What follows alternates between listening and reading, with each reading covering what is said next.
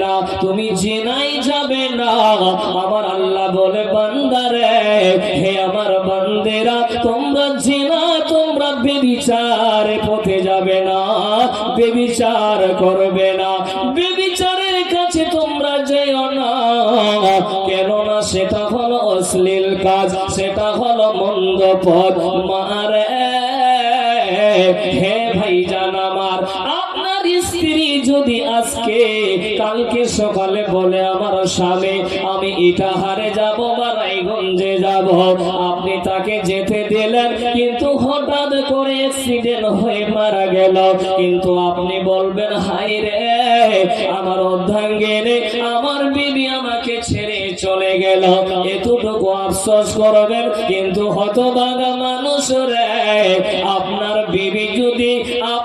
বিবি যদি আজকে রাতে জিনা করে আর কালকে আপনার কানে যদি বলে এ বেটার, হে আমার বন্ধুরে তুমি শুনেছ তোমার বিবি, তোমার স্ত্রী অমুক পুরুষের সঙ্গে জিনা করেছে, তাহলে আপনি বসে থাকতে পারেন না, আপনার মাথা ঘুরে যাবে, আপনি পাগল হয়ে যাবেন। হেরে আমার বিবি রে, তোর জন্য আমি রাত দিন ইনকাম করেছি, তোর জন্য আমি বাড়ি ছেড়ে দিল্লিতে থেকেছি, তোর জন্য আমি রাজস্থান গেছি, পাঞ্জাব গেছি, তোকে এত ভরসা করতাম, তোকে এত টাকা দিলাম, তোকে এত কাপড় দিলাম রে, এতগুলো দেওয়ার পরে তুই কেন এই কাজ করলি রে?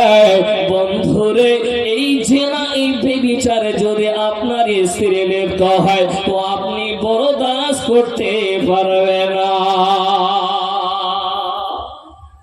কে কে পারবেন বরদাস্ত করতে? হাতটা করে দেখান তো দেখি কোন আল্লাহর বান্দা আছে। চাচা, ভাই, বন্ধু, কালকে সকালে যদি এলান হয় তোমার স্ত্রী অমুক ছেলের সঙ্গে ধরা পড়েছে, তো মনটা ভালো লাগবে? ভালো লাগবে? বলে ভালো লাগবে না। আপনি মনে করবেন রে বিষ পান করবো, কথা ঠিক না বেঠিক বলে? আর যদি মৃত্যু হয়ে যায়, অ্যাক্সিডেন্ট হয়ে মারা যায়, তো বলবেন যে বিষ নিয়ে আসো? বলবে কেউ? বলবে না। কিন্তু জেনায় যদি লিপ্ত হয়, বেবিচারে যদি লিপ্ত হয়, তো বলবে বন্ধুরে আমিও আর বেঁচে থাকবো না, তুই বিষ নিয়ে ও জিন্দেগি করুক দুনিয়াতে। কথা ঠিক না বেঠিক বলেন বাপজা? শোনেন বাপজা, আমরা মনে করি যে বেবিচারে লিপ্ত হলে, জেনা শুধু একটা মেয়ের সঙ্গে একটা পুরুষের মিলন হলে, এটাকেই শুধু আমরা জেনা মনে করি। ঠিক না বেঠিক? আর বাপজা, আল্লাহর নবী কি বলছেন হাদিসটা বলবো, শুনেন। হাদিসের রাবি আনাবি হুরায়রা রাদিয়াল্লাহু তাআলা আনহু হতে বর্ণিত, রাসূল কারীম সাল্লাল্লাহু তাআলা আলাইহি সাল্লাম বলেন, কুতিবা আলা ইবনে আদামা নাসিবুহু মিনাজ জিনা। আল্লাহর নবী বলে, উম্মত, হে মহিলার দল শুনে নেন, আল্লাহর নবী বলে উম্মত রে, আদমের সন্তানদের জন্য, আদমের সন্তানের উপরে জেনার একটি অংশ লেখা হয়েছে। এই পৃথিবীর বুকে যত মানুষ আছে, প্রত্যেকটা মানুষের একটা করে আল্লাহ অংশ লিখে দিয়েছে যে জেনা করবে।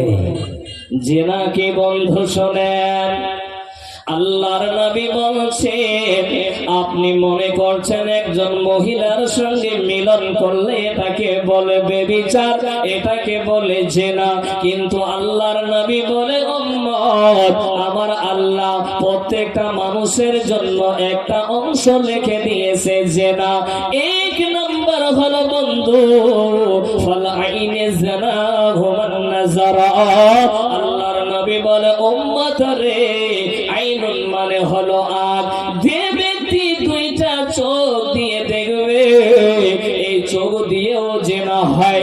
বন্ধুরে, এই চোখ দিয়ে যখন আপনি মেয়েটাকে দেখবেন, এই মেয়েটা এত সুন্দর, এই মেয়েটার সঙ্গে আমার বিয়ে হতো, এর সঙ্গে আমি রাত কাটাতাম, আরো কত কি না মনের মধ্যে কল্পনা করবেন। তাই আল্লাহর নবী বলে উম্মত, দেখা মানে হলো জিনা।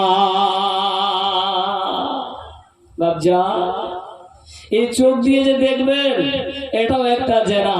যদি কুনজরে আপনি একটা মহিলাকে তাকান, একটা মেয়েকে তাকান, তাহলে আপনার চোখ দিয়েও জেনা হয়। 2 নাম্বার, আল্লাহর নবী বলছেন ওয়াল উযুনানি জিনাহুমাল ইসতিমাউ। আল্লাহর নবী বলে বান্দারে 2 কান দিয়ে শোনা, 2 কান দিয়ে শোনা রে, এই 2টা কান দিয়ে জেনা হয়। আজকে যদি এক ভাই বলে বন্ধু শুনেছিস, খালি যদি বলে শুনেছিস, তারপরে চালু হয় না, কি হয়েছে বল না একটু তাড়াতাড়ি, কি হয়েছে, মানে মনের মধ্যে খুঁতখুত আছে যে কোনো মেয়ের সঙ্গে প্রেম প্রেম চালু করলেন নাকি আজকে জালসা, হ্যাঁ, মানে মনের মধ্যে খুঁতখুত আছে। জি বন্ধু, কেন? খালি শোনার জন্য একটু বল না তাড়াতাড়ি করে, কি হয়েছে, সেটিং বেটিং হয়েছে জালসায় নাকি, বল না একটু তাড়াতাড়ি বল না। এই যে শোনার জন্য আল্লাহর নবী বলছে উম্মত শুনে না ওরে, এই কান দিয়ে শোনা।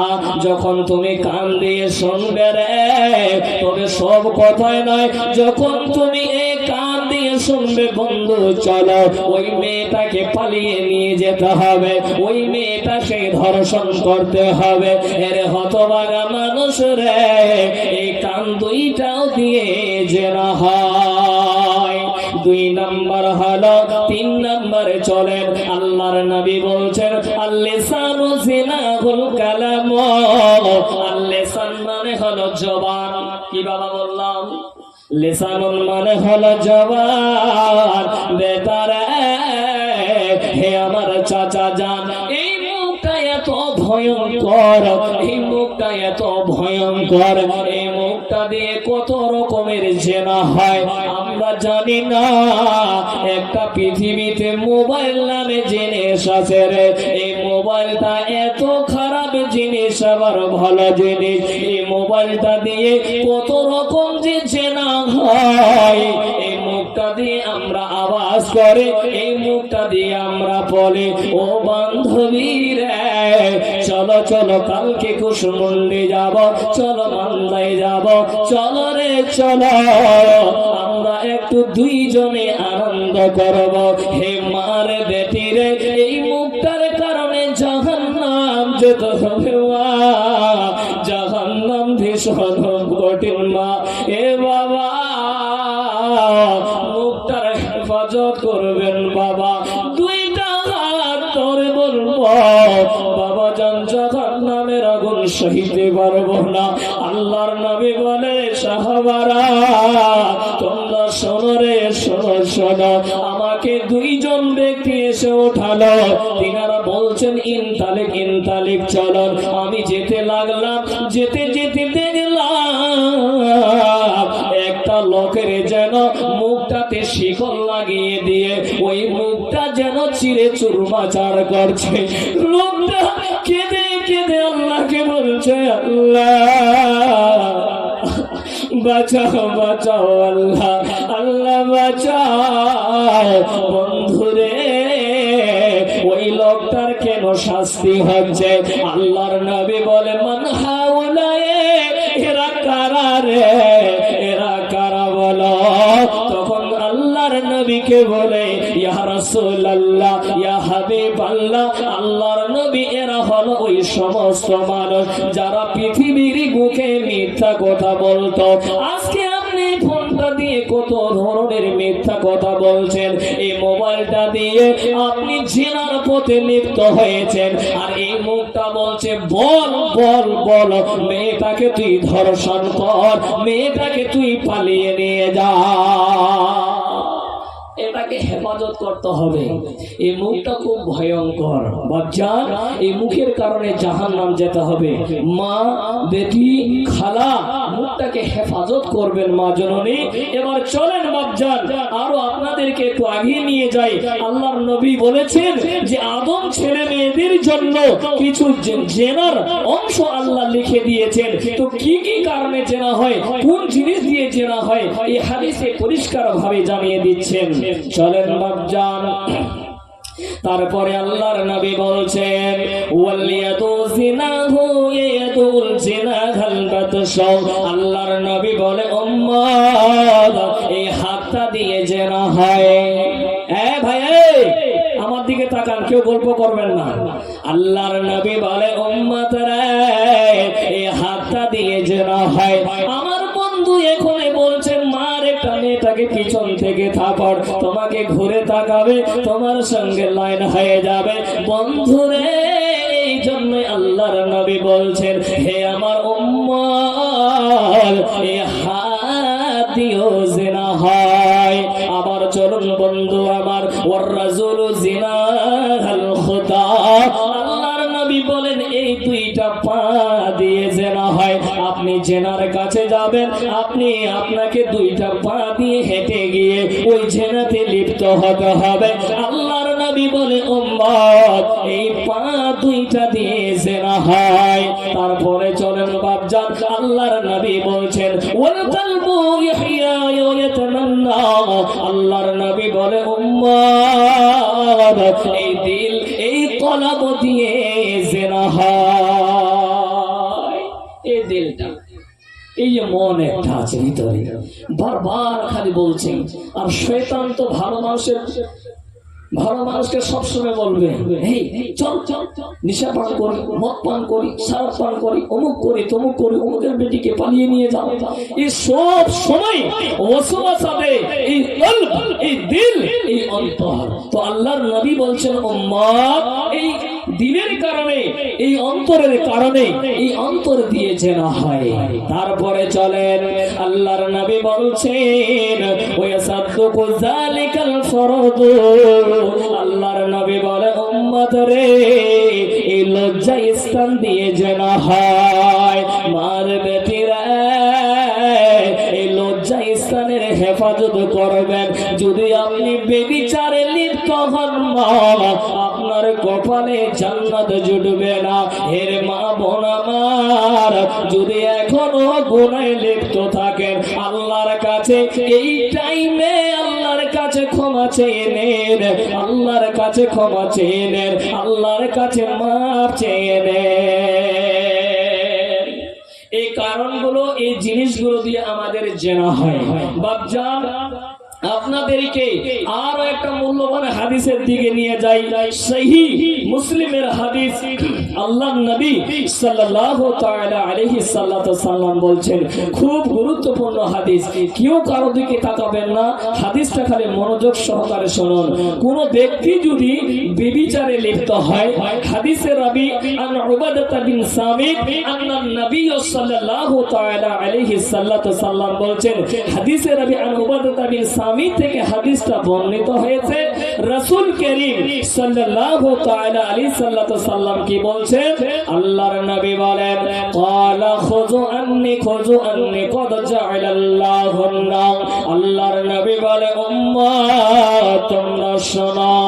আল্লাহর নবী বলেন আল্লাহ তাআলা তার জন্য, আল্লাহর নবী বলেন আল্লাহ তাআলা আমাদের জন্য, তোমরা আমার নিকট আল্লাহর হাতে এই কথাটা গ্রহণ করো, এই কথাটা মেনে নাও। আল্লাহর নবী বলে উম্মত তোমরা শুনে নাও, আল্লাহর এই কথাটা তোমরা মেনে নাও, এই কথাটা তোমরা গ্রহণ করে নাও। আল্লাহর নবী কি বলছেন শোনেন বন্ধু। আল্লাহর নবী বলেন কোন বিবাহিত, কোন অবিবাহিত পুরুষ, কোন অবিবাহিত নারী যদি জেনায় লিপ্ত হয়, আল্লাহর নবী বলে উম্মত তোমরা তাকে 100 চাবুক মারো, তোমরা তাকে দেশ থেকে ভাগিয়ে দাও। কে কোন চাবুক মেরেছেন? জি, আল্লাহর নবী বলছেন উম্মত যদি অবিবাহিত পুরুষ, অবিবাহিত নারী যদি জেনায় লিপ্ত হয়, ব্যভিচারে লিপ্ত হয়, তাহলে তাকে 100 কোয়া মারতে হবে আর তাকে বাড়ি থেকে বের করে দিতে হবে। চলেন বাপজান, তারপরে আল্লাহর নবী বলছেন বিবাহিত পুরুষ, বিবাহিত নারী যদি জেনা করে, আল্লাহর নবী বলছেন মিয়াতি ওয়ার রাজমু, তাকে কোড়া মারতে হবে, তাকে রজম করতে হবে।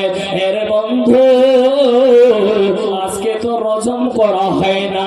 আল্লাহর নবী বলছেন কোন যদি বিবাহিত পুরুষ বিবাহিত নারী জিনায় লিপ্ত হয়, জিনা করে রে, তাকে রজম করতে হবে।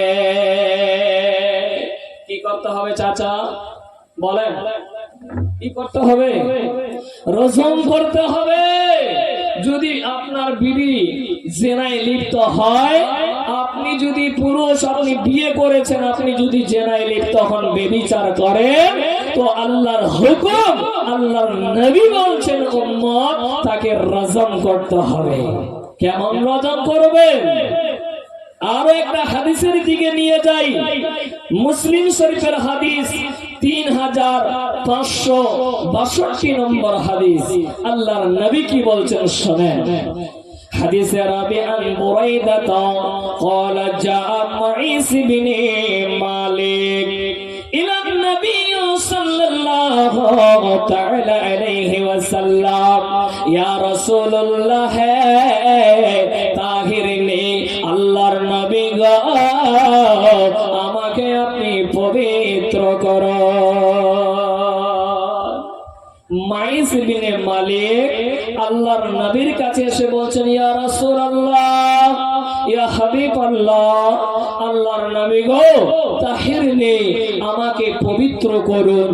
আল্লাহর নবী বলছেন আখির, চলে যাও, ইরজি ফাস্তাগফিরুল্লাহ ওয়া তুবু ইলাইহি, তুমি যাও আল্লাহর কাছে ক্ষমা চাও। লোকটা চলে গেলেন। কিছুটা দূর গিয়ে লোকটা চিন্তা করছেন আমি আবার চলে যাব।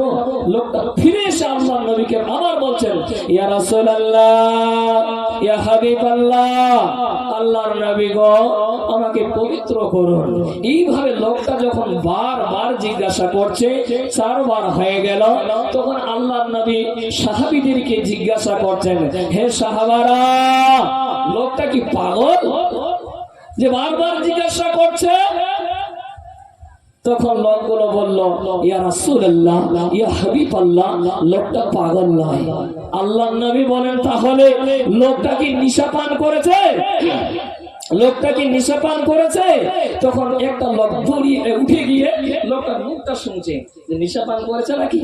লোকটার মুখটার সঙ্গে বলছে ইয়া রাসূলুল্লাহ, ইয়া হাবিবাল্লাহ, লোকটা নেশা পান করেনি, লোকটা পাগল নয়। আল্লাহর নবী বলছেন হে মাইস বিনে মালিক, তাহলে তুমি বলো রে, তোমাকে কিসের জন্য আমি পবিত্র করব? তোমাকে কিসের জন্য পবিত্র করব তুমি বলো।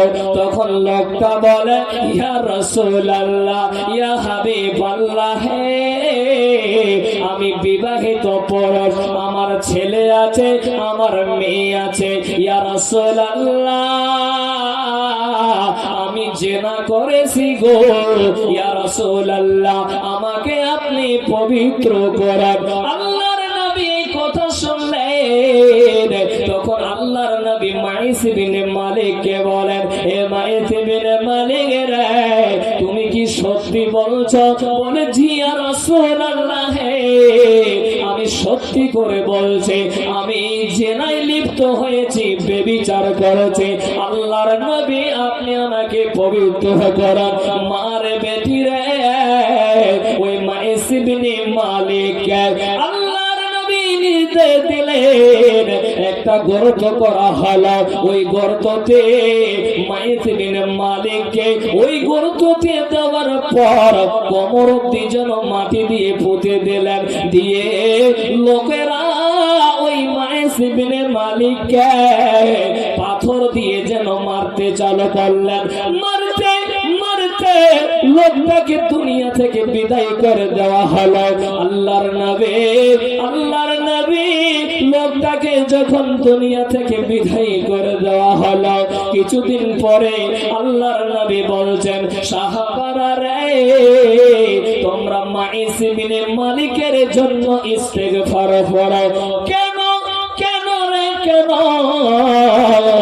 লোকটা এমন তওবা করেছে যদি তার সমস্ত উম্মতের জন্য তাবিল বন্টন করে দেওয়া হয়, এটা তাদের জন্য যথেষ্ট হয়ে যাবে। আল্লাহর নবী বলছেন, সাহাবারা তোমরা মায়েস ইবনে মালিকের জন্য ইস্তেগফার করো। লোকটা এমন তওবা করেছে যদি সমস্ত উম্মতের মধ্যে বিতরণ করে দেওয়া হয় তবে উহা সকলের জন্য যথেষ্ট হয়ে যাবে। বাপজান মাজান, তাহলে আমরা বুঝতে পারলাম যে যদি বিবাহিত পুরুষ যদি ব্যভিচার করে তাকে কি করতে হবে? বাপ, কি করতে হবে? রজম করতে হবে। বাপজান, এই হাদিসে আরো একটা আল্লাহ নবী সাল্লাল্লাহু আলাইহি ওয়াসাল্লাম একজন মহিলার কথা বলেছেন। এটা তো হলো পুরুষ। মা বোন, এবার শুনেন, আপনাদেরকে বলছি, গাঁওয়ের গর্তের একজন মহিলা আল্লাহর নবীকে বসে বলছেন, ইয়া রাসূলুল্লাহ, ইয়া হাবিবাল্লাহ, আমাকে পবিত্র করুন। তাহিরিনে, ইয়া রাসূলুল্লাহ, আমাকে পবিত্র করুন গো। তখন আল্লাহর নবী বলছেন, ফাস্তাগফিরুল্লাহ ওয়া তুবু ইলাইহি, তুমি যাও, তুমি আল্লাহর কাছে ক্ষমা চাও। আল্লাহর নবী বলেন, তুমি যাও আল্লাহর কাছে ক্ষমা চাও, তওবা করো। তখন মহিলাটা বলছেন, ইয়া রাসূলুল্লাহ, মাইস ইবনে মালিককে যেভাবে আপনি যেতে বলেছিলেন আমাকেও সেভাবে যেতে বলছেন। আল্লাহর নবী এ দেখেন, এই যোগে দেখাচ্ছে। মা বোন, গল্প করবেন না, ভালো করে শুনেন কথাটা। আল্লাহর নবীকে দেখাচ্ছেন। আল্লাহর নবী দেখেন আমার পেটে বাচ্চা আছে। আল্লাহর নবীকে বলছেন, আল্লাহর নবী গো, আমার পেটে বাচ্চা আছে, আমি গর্ভধারণ করেছি। ইয়া রাসূলুল্লাহ, ইয়া হাবিবাল্লাহ, আল্লাহর নবী আমাকে পবিত্র করুন। তখন আল্লাহর নবী বলেন, তুমি যাও, যেদিন বাচ্চা ধনিষ্ঠ হবে, যেদিন বাচ্চা হবে সেই দিন তুমি আমার কাছে আসবে। খবর হলো যে মহিলাটার বাচ্চা হয়েছে। বাচ্চাটা নিয়ে রাসূলুল্লাহ সাল্লাল্লাহু আলাইহি সাল্লামের কাছে উপস্থিত হলেন। আল্লাহর নবীকে বলে, ইয়া রাসূলুল্লাহ, ইয়া হাবিবাল্লাহ, এই দেখেন আমার বাচ্চা। তখন আল্লাহর নবী বলেন, তুমি যাও, বাচ্চাটাকে দুধ পান করাও। যেদিন বাচ্চাটা দুধ পান করা ছেড়ে দিবে সেই দিন তুমি আমার কাছে আসবে। বাচ্চা দুধ পান করা ছেড়ে দিল। আল্লাহর নবীর কাছে আবার আসলেন, এসে বলছেন, ইয়া রাসূলুল্লাহ, ইয়া হাবিবাল্লাহ, আমার বাচ্চা আর দুধ পান করছে না, আপনি দেখুন। আল্লাহর নবী দেখলেন এবং আল্লাহর নবীকে এটাও বলছেন, ইয়া রাসূলুল্লাহ, আমার বাচ্চাটা খেতে শিখেছে। বন্ধু আমার, মা জননী আমার, বাচ্চাটা খেতে শিখেছে। আল্লাহর নবী বললেন, রে সাহাবারা, তোমরা মেয়েটাকে নিয়ে যাও, গর্ত করো, কোমর মাটিতে পুঁতে দাও, আর ওই মেয়েটাকে তোমরা পাথর দিয়ে মারো। মা, আজকে যেন বেবিচার জেনাকে আমরা কিছুই মনে করি না। মার বেটি রে, মহিলাটাকে গর্ত করার পর মহিলাটাকে রজম করা হলো। এমন ভাবে খালিদ ইবনে আলিদ এমন ভাবে এমন একটা পাথর মেরেছিল, কে জানে মেরেছিল, খালিদের গায়ে এমন একটা পাতায় এমন রক্ত ছিটকে পড়লো। খালিদ বলল, ছি ছি ছি ছি। এমন ভাবে খালিদ ইবনে আলিদ এমন ভাবে গালি দিলেন। আল্লাহর নবী বলেন, খালিদ দাঁড়াও, তুমি গালি দিও না, গালি দিও না। কেন না রে, মহিলাটা এমন ভাবে আল্লাহর কাছে তওবা করেছে, এমন ভাবে ইস্তেগফার করেছে, পৃথিবীর বুকে কোন জালিম যদি আল্লাহর কাছে তওবা করে রে, আমার আল্লাহ তাকে ক্ষমা করে দেবে। বলেন সুবহানাল্লাহ। বাপজান, তো বেবিচারের নিকটবর্তী হবেন না। মা বোন বেটি খালা সকলকে অনুরোধ করে বলবো, বেবিচারের দিকে যাবেন না, জেনার পথে যাবেন না, না হলে ওইভাবে আপনাকে রজম করা হবে। আজকে তো রজম কোথায় গেছে আর কোড়া কোথায় গেছে। মেয়ে পালিয়ে গেল, নিয়ে আসলো, কোনো বিচার নাই, সিজার নাই, কিয়ামতের দিন বুঝবেন বাবা আল্লাহর কাছে হিসাব দিতে হবে। আল্লাহ কিয়ামতের দিন ছাড়বে না। কিন্তু আল্লাহ নবী কি বলেছেন যে আর রজম করতে হবে না, আর কোড়া মারতে হবে না। আল্লাহ নবী কি কোনোদিন বলেছেন? আমরা করি না, কোন জায়গায় করি না। মেয়ে চলে গেছে, নিয়ে আসলাম, টাকা ছিল, টাকা খরচা করলাম 10-12 লাখ টাকা নিয়ে আসলাম, না কোনো হলো কোড়া, না কোনো হলো শাস্তি, না গ্রাম থেকে তাড়িয়ে দিলাম। জি চলেন বাপজান আমার, আপনাদেরকে আরো একটা মূল্যবান হাদিসের দিকে নিয়ে যাই। তাই খুব শর্ট বাপজান, আল্লাহর নবী বিশ্ব নবী জনাবে মুহাম্মদুর রাসূলুল্লাহ, সকলে বলেন সাল্লাল্লাহু তাআলা সাল্লাম। আল্লাহর নবী বলেন উম্মত, কিয়ামতের দিনে 3 শ্রেণীর মানুষের সঙ্গে আল্লাহ কথা বলবে না। কয় শ্রেণী বললাম বাবা? 3 শ্রেণী। এবার শুনেন হাদিসের রাবী আবু হুরায়রা قال قال رسول الله صلى الله تعالى عليه وسلم। আবু হুরায়রা থেকে হাদিসটা বর্ণিত হয়েছে। রাসূল করিম সাল্লাল্লাহু তাআলা আলাইহি সাল্লাম বলছেন, আল্লাহর নবী বলেন, সালাসালা ইউকাল্লিমুল্লাহু ইয়াউমাল কিয়ামাতি ওয়া লা ইউযাক্কিহিম। ক্বালা আবু মুআবিয়া ওয়া লা ইয়ানজুরু ইলাইহিম। আল্লাহর নবী বলে, উম্মত রে, 3 শ্রেণী মানুষের সঙ্গে আল্লাহ কিয়ামতের দিনে কথা বলবে না। শুধু তাই নয়, শুধু তাই নয়, আমার আল্লাহ তাদের দিকে তাকাবে না। শুধু তাই নয় রে, আমার আল্লাহ বলেন, আল্লাহর নবী বলে, উম্মত রে, আমার আল্লাহ তাদেরকে পবিত্র করবে না। তারা কারা হলো?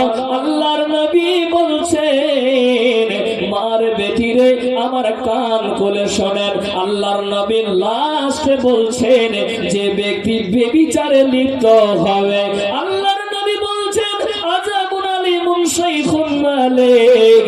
কোন বৃদ্ধ ব্যক্তি যদি ব্যভিচারে লিপ্ত হয়, কোন বুড়ো বাবা যদি ব্যভিচার করে রে, আল্লাহর নবী বলে, উম্মত রে, আমার আল্লাহ কিয়ামতের দিনে তাকাবে না, তার প্রতি তাকাবে না, তাকে পবিত্র করবে না। আমার আল্লাহ কিয়ামতের দিনে কথা বলবে না। চাচা হাত 2টা ধরে বলে, মা, আমার হাত 2টা ধরে বলে, মা, কিয়ামতের দিনে আল্লাহ যদি আপনার আমার দিকে না তাকান, আল্লাহ যদি আপনাকে আমাকে পবিত্র না করে, আমার আল্লাহ যদি আমার সঙ্গে কথা না বলেন, মারে জাহান্নামের আগুন সইতে পারবো না মা, জাহান্নামের আগুন ভীষণ কঠিন বাবা, কলিজা পুড়ে যাবে, কলিজা পুড়ে যাবে। আল্লাহকে কেঁদে কেঁদে বলবো, আল্লাহ মাথার মগজ গলে যাচ্ছে, আল্লাহ বাঁচাও, বাঁচাও, বাঁচাও। আমার আল্লাহ বলবে, বান্দারে, হে আমার বান্দেরা, আমি তো ক্ষমা করনে ওয়ালা, আমি তো মাফ করনে ওয়ালা। আজকে যারা যতজন এসেছেন, যারা বেবিচারে লিপ্ত হয়েছিলেন, জেনা করেছেন, আজকে আল্লাহর কাছে গো খালিস নিয়তে তওবা করেন। আল্লাহ জীবন করব না, করব না মা, আল্লাহর কাছে তওবা করে নেন মা। কেন না মা, জাহান্নামের আগুন সইতে পারবো না বাবা। সেই দিন কোনো মেডিসিন থাকবে না, কোনো অ্যাম্বুলেন্স থাকবে না, কোনো ডাক্তার থাকবে না, কোনো কবিরাজ থাকবে না বাবা গো। জেনার পথে যাবেন না, না হলে আমরা সইতে আগুনের তাপ সইতে পারব না। তো আল্লাহর নবী এই হাদিসে বলছে যে বৃদ্ধ ব্যক্তি বয়স্ক মানুষ জেনায় লিপ্ত হবে ওই মানুষকে আল্লাহ পবিত্র করবে না। এক তারপরে হাদিসে আল্লাহর নবী বলছেন নিশাদার দ্রব্য যারা পান করবে আমার আল্লাহ তাদের দিকে তাকাবে না, তাদেরকে পবিত্র করবে না, তাকে পবিত্র করবে না, আল্লাহ তাদের সঙ্গে কথা বলবে না। চাচা আপনার দিলে একটু ভয় নাই? আপনার দিলে একটু ভয় নাই? বন্ধু একটু দিলে ভয় নাই? বা খালা এই কিছুক্ষণের মধ্যে এসারের আগে আমার উদ্দেলের খাদেম নানা তিনি লোকটা সুস্থ ছিলেন, লোকটা ভালো, প্রায় এসে সব সময় আজান দিতেন। না জানি আল্লাহ তাকে কোন পরীক্ষায় ফেলিয়েছেন, আল্লাহ যেন তাকে খুব তাড়াতাড়ি করে সুস্থ করে তিনি এত অসুস্থ সিরিয়াস আছেন, আল্লাহর কাছে একটু দোয়া করবেন আল্লাহ যেন তাকে সুস্থ করে দেয়।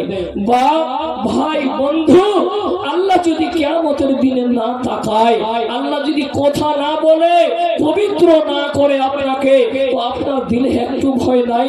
আজকে বাপ হুট করে মানুষ দুনিয়া থেকে চলে গেছে, আপনি একটু ভয় করছেন না? আপনি নামাজ পড়ছেন, আপনি আল্লাহর ইবাদত করছেন, তবু আপনি খৈনি খাচ্ছেন, তবু আপনি মদ পান করছেন, তবু আপনি শরাব পান করছেন, তবু আপনি ব্যভিচারে যাচ্ছেন। কেন কেন কেন? আপনার দিলে কি ভয় নাই? বাপ আপনার দিলে কি ভয় নাই? মা বোন বেটি খালা আপনাদের দিলে কি ভয় নাই যে কিয়ামতের দিন আল্লাহ যদি কথা না বলে তো ঠিকানা কোথায় হবে?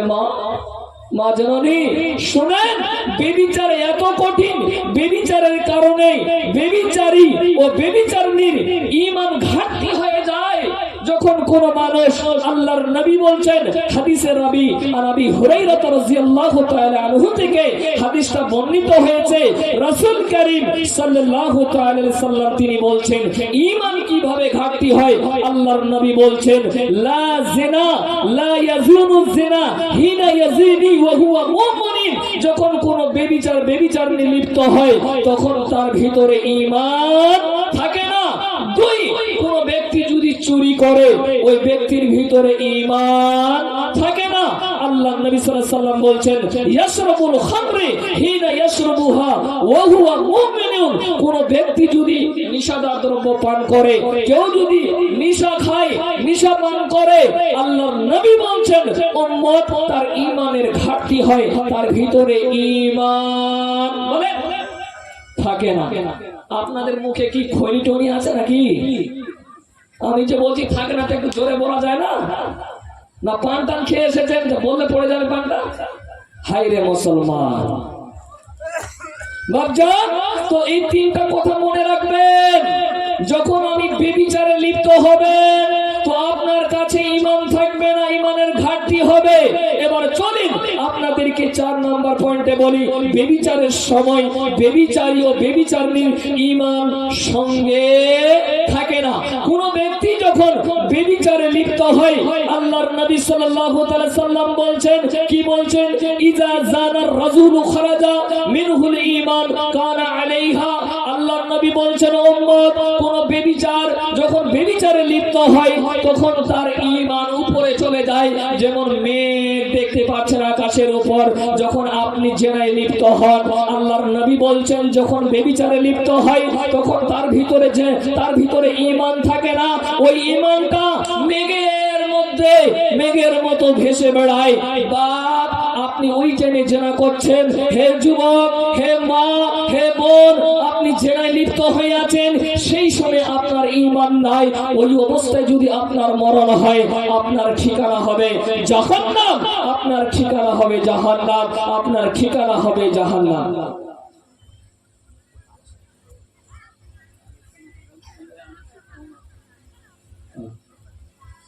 তো বাপজান আমার ঈমান থাকবে না, ঈমান আপনার ওই মেঘের মতো উড়াবে, ঈমান চলে যাবে।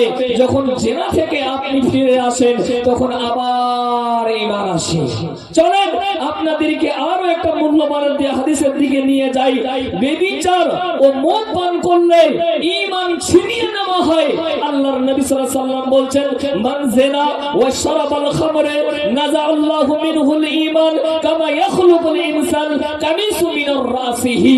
আল্লাহর নবী বলে, উম্মত, কোন মানুষ যখন জেনায় লিপ্ত হয়, ব্যভিচারে লিপ্ত হয়, যেমন আমরা কাপড়টাকে খুলি, মাথার উপর দিয়ে খুলি, আল্লাহর নবী বলছেন উম্মত, হাদিসের রাবি আবু হুরায়রা হতে বর্ণিত হয়েছে, আল্লাহর নবী বলেন, উম্মত, ওই ব্যক্তি যখন জেনায় লিপ্ত হয়, যেমন আমরা কাপড় খুলি, এইভাবে তার ঈমানকে আল্লাহ ছিনিয়ে নেয়। বাপজান, তাহলে সাবধান, জেনায় লিপ্ত হবে না, ব্যভিচারে নিকটবর্তী হবে না। কেননা সেটা হলো অশ্লীল কাজ, মন্দ পথ, সে নিকটবর্তী হবে না।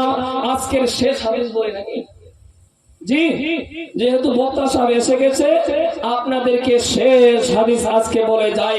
আল্লাহর নবী, বিশ্ব নবী জনাবে মুহাম্মদুর রাসূলুল্লাহ, সকলে বলেন সাল্লাল্লাহু তাআলা আলাইহি সাল্লাম। আল্লাহর নবীকে দুইজন ব্যক্তি নিয়ে গেলেন। আল্লাহর নবী দুইজন ব্যক্তি উঠিয়ে নিয়ে গেলেন।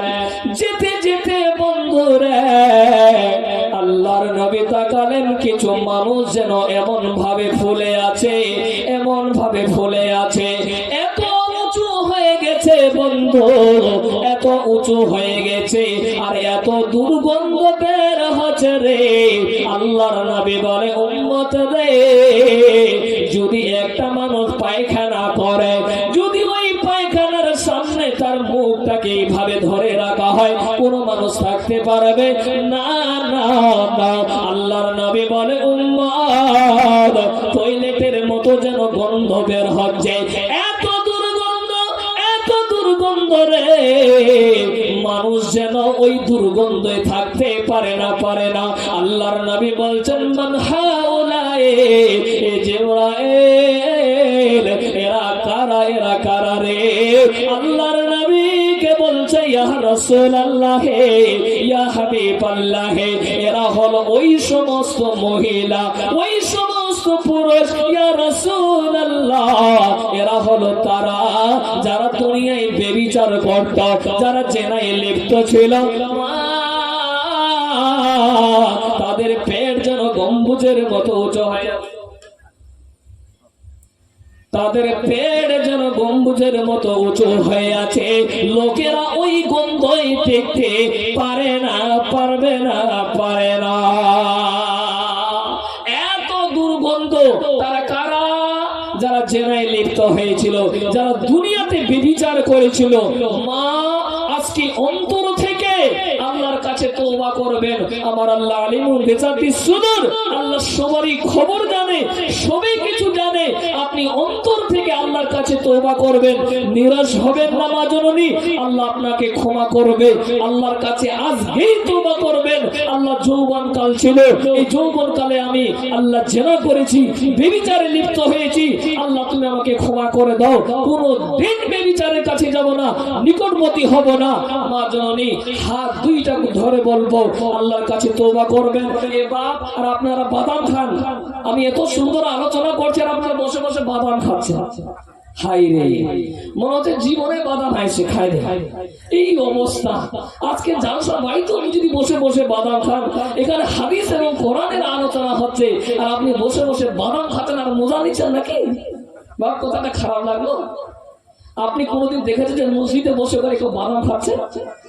কেউ তো মানে জোরে থাপ্পড় মার না, আস্তে মারছে কেউ। এই অবস্থা আজকে মুসলমান আছে। সমাজ কেমন করে পরিবর্তন হবে বলে? তো সমাজ কেমন করে পরিবর্তন হবে? বাপজান, আল্লাহর ওয়াস্তে বলবো, এই সমস্ত নিশা পানি ছেড়ে দেন, আল্লাহর কাছে তওবা করুন, দিলে ভয় নিয়ে আসেন। কিয়ামতের দিন না হলে আল্লাহ কথা বলবে না, আপনাদেরকে পবিত্র করবে না, আল্লাহ আপনার দিকে ঘুরিয়েও তাকাবে না। জীবনে অনেক গুনাহ খাতা হয়েছে, আমরা সকলেই পাপী, আমরা সকলেই গুনাহগার। আমরা বাপজান এই গুনাহ থেকে কেমন করে ক্ষমা পাবো? বাপজান এই গুনাহ আল্লাহ আমাদেরকে কেমন করে করে ক্ষমা করবে একটা রাস্তা হলো, সেটা হলো দান। সেটা হলো কি? দান। আজকে দেখতে চাই উদ্দেল ঝাড়ুয়াপাড়া বিভিন্ন গ্রাম থেকে বিভিন্ন লোক এসেছেন। বাপজান টুটা ফুটা গলা দিয়ে কিছু বললাম, কোরআন এবং হাদিসের আলোচনা করলাম, কিসসা কাহিনী একটাও নিয়ে আসেনি, না গজল বলেছি না আর কোনো কিছু। বাপজান আমার যেহেতু একটা মাদ্রাসার প্রোগ্রাম, মাদ্রাসায় অনেক বাচ্চা আছে, অনেক মেয়ে আছে, সেখানে কোরআন শিক্ষা দেওয়া হয়। আপনার বাচ্চারা শিখে এবং অন্যকে শিখাবে। আমি দেখতে চাই, আপনি আপনাদেরকে প্রশ্ন করতে চাই, বাপজান এই কোরআনটা কত পারা বলেন তো? এই কোরআনটা কত পারা? একটু জোরে বলেন না, কত পারা? 30 পারা। আমি আমার বাপ, ভাই, মা, বোন, বেটি, খালাদেরকে বলবো, মা জননী আপনাদের কাছে বেশি চাইবো না, মাত্র এই 30 পারার একটা পারার করে 1000 টাকা করে আপনাদের কাছে চাইবো। কোন আল্লাহর বান্দা, কোন আল্লাহর গোলাম আছে এই নবীর মাদ্রাসার জন্য, এই কোরআনের মর্যাদা রক্ষা করার জন্য 1000 টাকা দিবেন? কোন মা আছেন, কোন খালা আছেন, কোন বেটি আছেন, নগদ হোক বা বাকিতে হোক, আল্লাহর রাস্তে বা পিছনে ভোক্তা বসে আছে, বেশিক্ষণ থাকবো না, চটচট করে আসবেন, নগদ হোক বা বাকিতে হোক 1000 টাকা। আর এই বছর আলহামদুলিল্লাহ খুব সুন্দর ধান হয়েছে, আপনারা বাকিতে পেলে আপনারা ধানগুলো লিখে দিবেন, আল্লাহর রাস্তে আসবেন, বাপ বেশিক্ষণ থাকবো না। কে আছেন এই নবীর মাদ্রাসার জন্য প্রথমে 1000 টাকা দিবে একটা পাড়ার আল্লাহর রাস্তে? কেউ আছেন? নগদে হোক বাকিতে হোক। মা বোন আপনারা তো প্রতি মাসে লক্ষ্মীর ভান্ডার পাচ্ছেন, মা একটা মাসের লক্ষ্মীর ভান্ডার দিলে আপনার টাকা কমে যাবে না? কত টাকা খরচা হয়ে যায়। আজকে রাতের মধ্যে যদি বেমারে পড়ে যান, অসুস্থ হয়ে যান, কালকে সকালে লাখো লাখো টাকা খরচা হয়ে যাবে। হয়তো মা এই 1000 টাকার কারণে আল্লাহ হয়তো আপনাকে বালা দিল না, ওই মুসিবত থেকে আল্লাহ হেফাজত করলো। কে আছেন আল্লাহর গোলাম? লাব্বাইক দিয়ে উঠবেন, 1000 টাকা দিবেন আল্লাহর ওয়াস্তে মেহেরবানি করে। ওয়ালাইকুম সালাম। আলহামদুলিল্লাহ, আলহামদুলিল্লাহ রাব্বুল আলামিন।